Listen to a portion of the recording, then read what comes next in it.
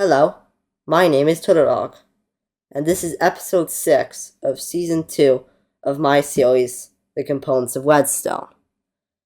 And in today's episode, I'm going to be talking about the Detector whale. This is how to craft it. It's like a normal whale, with iron, but it also, needs redstone and a pressure plate.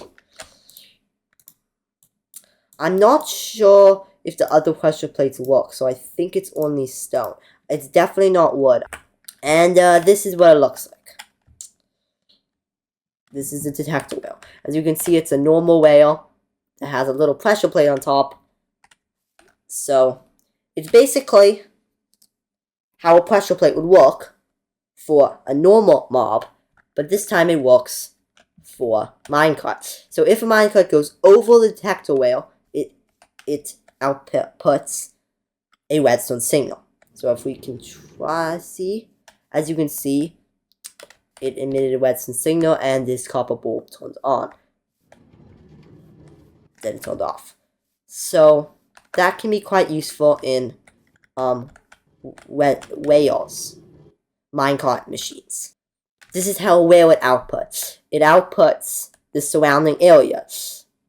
So as you can see, the minecart is right in there, sitting on top of a detector whale. And the detector whale is outputting signals that all of these lamps are turning on. The bottom ones, the side, and the very top. So that can be quite helpful, especially in making fun minecart tracks. So this minecart track, as you can see, it's going to crash into that wall. But with the detector whale, it's going to emit a redstone signal, and it's going to open. As you can see, it suddenly opened, and it went to the other side. So that is done with the detector whale.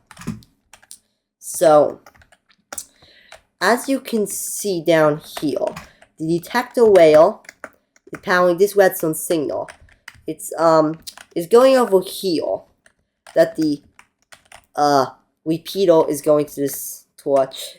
These pistons are retracting, so the door opens. But of course, the whale also needs to come in the way, in its place. So this other side is going over here, and the piston, as you can see, the redstone tick for the repeater is high, so it extends, and the powered whale is put in its place, so it can continue. So that's good. After it's done, as you can see, this, which has a lot of redstone signal, the piston extends, which reminds this bottom one that it needs to retract, because it's a little bit complicated without that other thing. It forgets to update, and the whale is just there, which is a problem.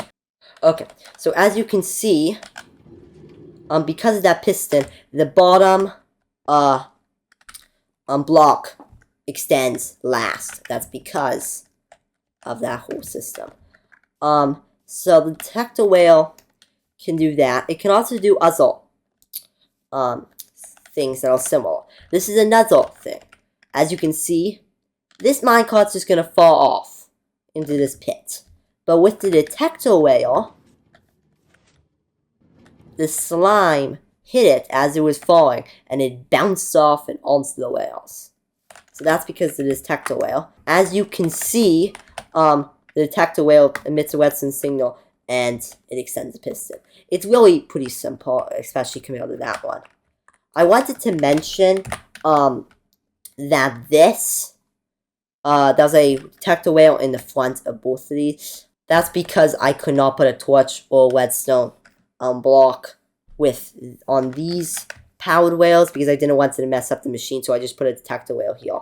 That wouldn't be necessary for actual practical survival uses, but I did use it more than once in the machine, which shows how useful it is. So that is the end of today's video. I hope you've enjoyed and learned something new about the detector whale. Well, goodbye for now.